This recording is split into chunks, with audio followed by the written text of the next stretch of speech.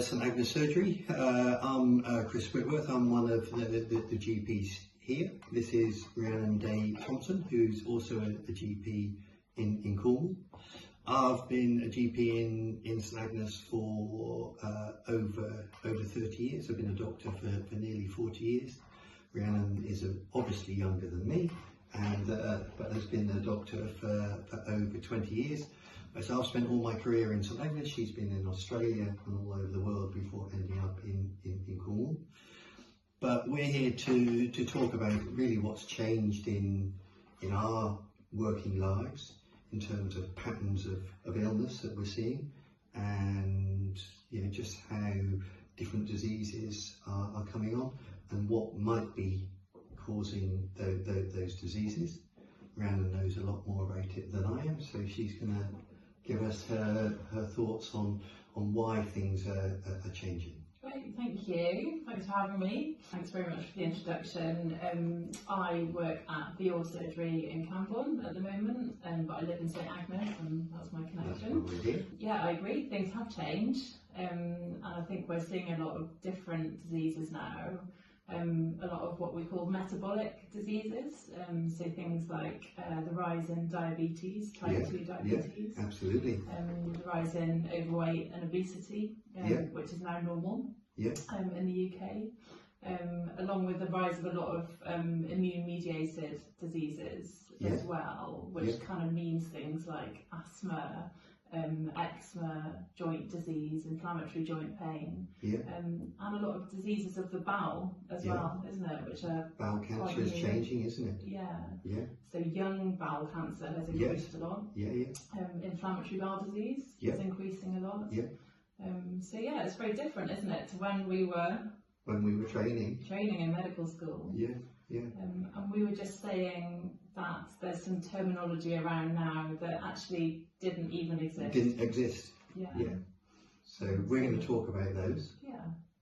Where I feel that a big change is happening from my own personal journey and my learning is around food.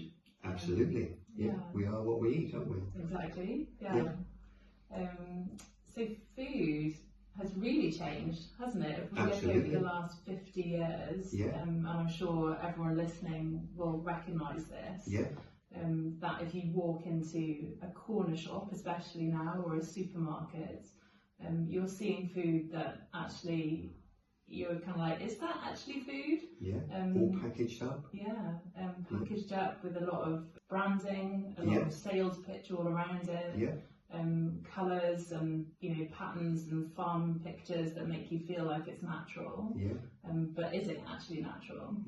And I think that's something that we have gradually seen. So the change, although it's been sudden in terms of centuries, it's been gradual in terms of our lifetimes. I kind of see that as a bit of a dietary emergency, actually.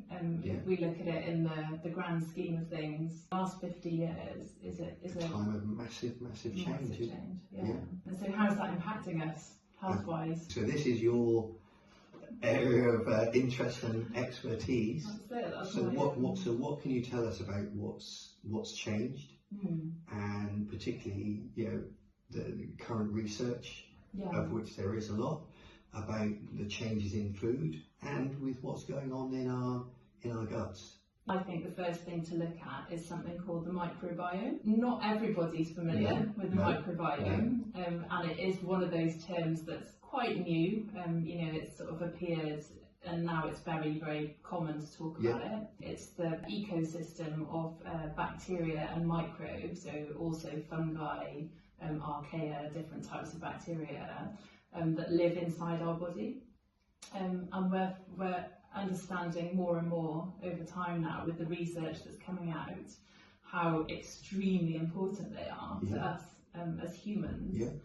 So it's been described in different ways, but some people have described humans as a sort of complex superorganism of bacteria plus human equals what we actually are. I think this is really interesting and beautiful as well, because we see ourselves as these individual, separate from each other, not interconnected.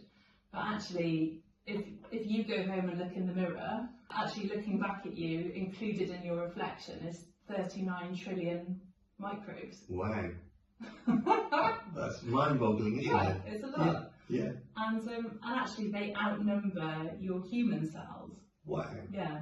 So you've got 39 trillion microbes, 30 trillion human cells. And that's you. That's me.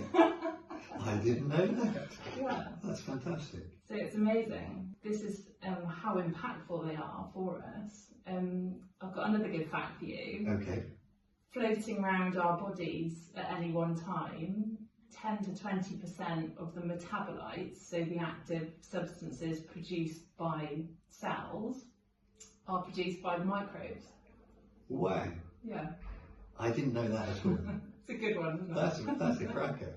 Yeah. So that's really that's a mind-blowing statistic, isn't it? Yeah. As someone who's been interested in wildlife and so on, I know about trees and so on getting metabolites from their roots, from their microbiomes and so on, but I didn't know we were getting it as well. That's amazing. So we've got this, we call it a symbiotic relationship, which is one that any biologist is familiar with. Yeah. So that means that you've got two species and they're each benefiting one another. And that's what we're doing with the microbes. So we provide them with a safe, warm house to live in. So we've got to look after that, haven't we? We have to look after them. So they are helping us with all sorts of things. They're helping us with our metabolism, our glucose control, so in terms of diabetes. They can actually manufacture neurotransmitters inside our body. Goodness. Did you know that? I didn't know that. It's amazing. So they can manufacture serotonin, which is in SSRIs, antidepressants. They can manufacture GABA, with quite a few different neurotransmitters, acetylcholine, all sorts. So these are like common things. These are chemicals that we learned about in medical school. And we thought surely only a pharmaceutical company can manufacture those for us. We can get them for free from the microbes. 90% of serotonin in your body actually comes from your gut ecosystem. Also hormones, any women out there, estrogen, they can manufacture estrogen. Wow, that is incredible. And they also help upcycle estrogen. So for anyone who's menopausal, they can help make the most of the estrogen that you've got by upcycling it. Yeah.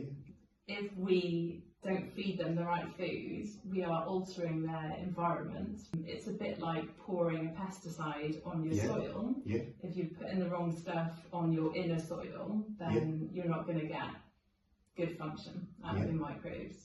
There's a lot more studies coming out now about this through the Zoe project, through Tim Spector, and a few other research, collaborators as well. But just showing how actually quick it is to change your microbes by changing your diet. So this is now a scientifically proven link. I think as doctors over the last few years, we've certainly been more aware of the dangers of using antibiotic for a long period of time in altering the gut microbiome, but I don't think the knowledge around food has been quite there, has it? No.